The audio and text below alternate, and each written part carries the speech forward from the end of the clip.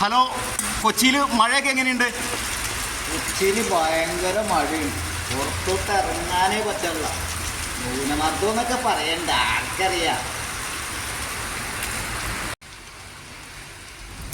കൊച്ചിയിലിതാ കർക്കടക മാസത്തെ അനുസ്മരിപ്പിക്കും വിധമാണ് മഴ പെയ്തുകൊണ്ടിരിക്കുന്നത്.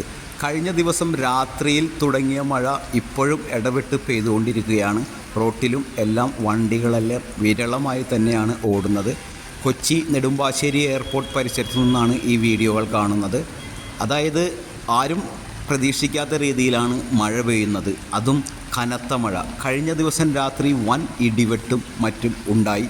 വലിയ കാറ്റുകളൊന്നും റിപ്പോർട്ട് ചെയ്തിട്ടില്ല. വലിയ നാശനഷ്ടങ്ങളോ ഒന്നും ഇപ്പോൾ പുതിയതായി റിപ്പോർട്ട് ചെയ്തിട്ടില്ല. പക്ഷേ എല്ലാ ദിശയിലും, അതായത് നെടുമ്പാശ്ശേരി, കൊച്ചി മേഖലകൾ, ആലുവ, അങ്കമാലി മേഖലയിൽ നിർത്താതെ മഴ പെയ്യുന്നു എന്നതാണ് ഇപ്പോൾ ഈ കാണുന്ന കാഴ്ച.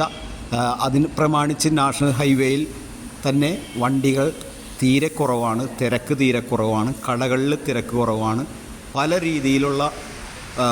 രീതിയിലുള്ള ആൾക്കാരെല്ലാവരും കുടയില്ലാതെ വരികയും പ്രതീക്ഷിക്കാതെ വരികയും ബസ് സ്റ്റോപ്പുകളിൽ പെട്ടുപോവുകയും ചെയ്ത അവസ്ഥകളൊക്കെ ഇവിടെ നമുക്ക് കാണാം.